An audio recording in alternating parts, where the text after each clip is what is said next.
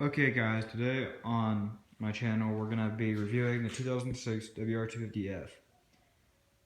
I really like this bike. It has a full FMF exhaust that sounds really well, that I might do a startup video on and everything later on.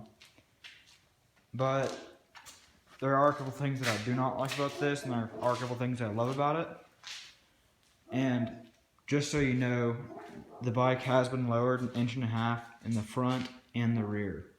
So this is not stock height, and I am 5'7", and it seems to work perfectly for me. And I ride in Colorado, around here in Amarillo, and everywhere I've ridden it's just been perfectly lowered. And I've only had a couple issues with bottoming out on huge jumps that I've hit. And this bike will take a lot of abuse.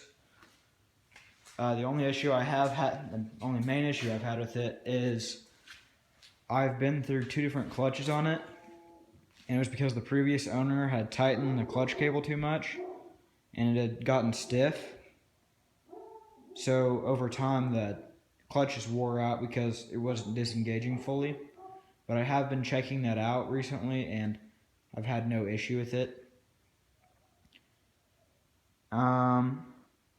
I did have a 150R before this, and I wouldn't say that this bike is that much more powerful than that one is, but it's definitely faster, you could say, because I guess the bigger tires and wheels really improves the top end speed.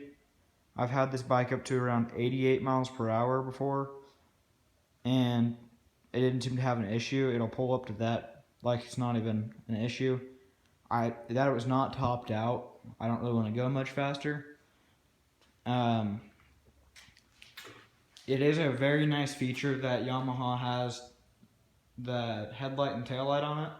When I'm riding with my friends, it helps them see me a little bit better, like if they're looking back.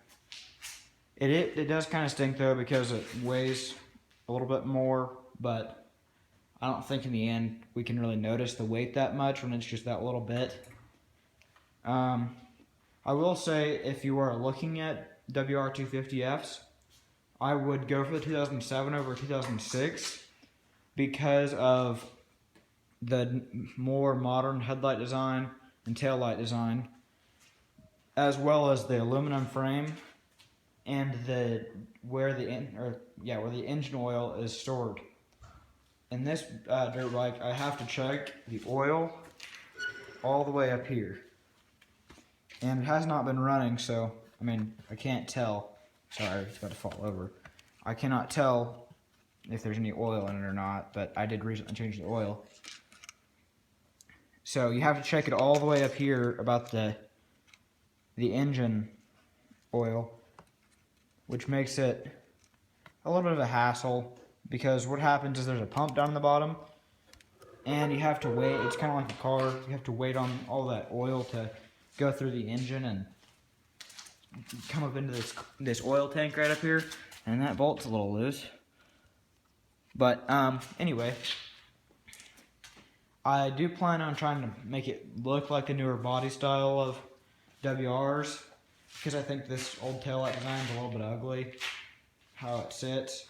I don't mind the headlight, but a really nice feature of these WRs is that the air box, you can actually just unscrew here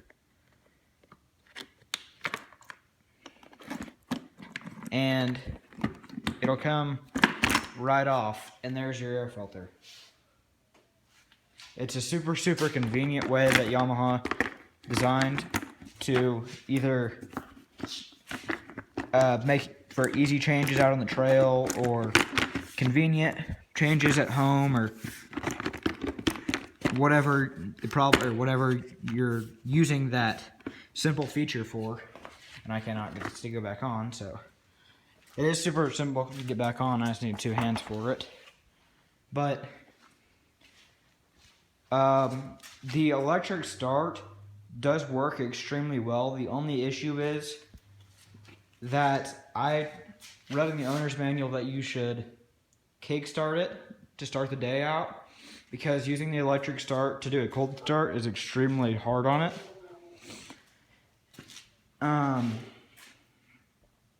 These, I'm not exactly sure what gearing this has, but I really enjoy this gearing. I would be willing to try different gearing ranges, but I can say this rear tire does not hook up very well with the gearing, and I would be very willing to try it out with different tires if anyone has any suggestions for me. I have never had any luck with it. I've ridden in Colorado, I've ridden in Texas in the sand, I've ridden Texas in some muddy conditions, I've ridden some more hard pack conditions in Texas and Colorado. The only place where it does decent is on the rocks, but it still does not do that well. I never had a flat with them either, so I can't complain about that. The front tire hooks up extremely well, just not the rear, so I can't complain about that too much.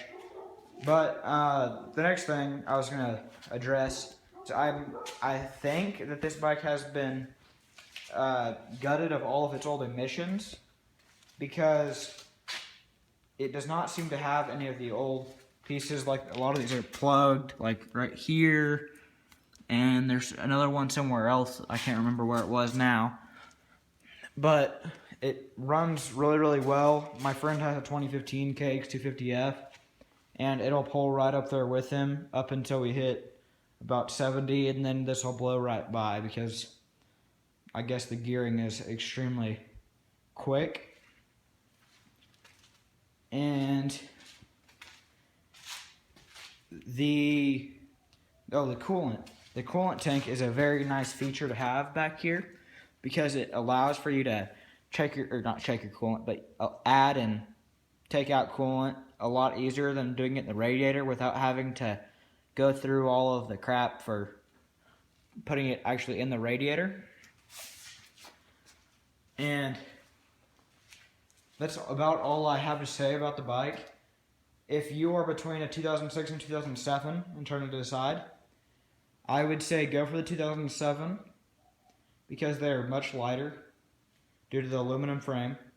They're a little bit simpler, and I know with this air filter it will not come completely off. It kind of like folds, and it is made much easier. I've actually ridden 2007 WR250F, and it is much easier to work on, much easier to ride. It's a little bit better balanced. But if you are trying to buy one for a little bit better price, I would definitely suggest buying 2006, because a lot more people like the 2007 body style better. They think it looks a little bit cleaner. So if there's a big discount in the price between 2006 and 2007, I would say choose 2006 and just do the simple maintenance that is required, which is not much more, but it is much cheaper, and it has a lot of the same features. It's just a little bit heavier, and it's a little harder to check the oil and change the air filter. But other than that, it's great. Oh, and one last thing I'd like to mention. This computer up here works extremely well. After you kind of get to know how to work it, see, it shows my time here. It shows how long my last ride was, and it actually shows your speed. And there's another mode that tells you how fast you did like a lap, or it'll keep like a average speed. And I cannot remember exactly, but I think that it also tells you what your top speed was, which is extremely helpful whenever you're trying to see how fast the bike is or anything like that. But I just normally look down at the speedometer and use the regular like mapping mode. And This is my 2006 WR250F. Please like and subscribe. Comment down below if you think that I need to add anything or subtract anything. Tell me if you want me to do any tire reviews. I would love to take any suggestions for a rear tire. I'd even look at some front tires. And if you guys want, I can make a startup and another video about this bike. I do have a video on my channel of riding with a 2015 WR250F. My friend's YouTube video will be in the description. Thank you. Bye.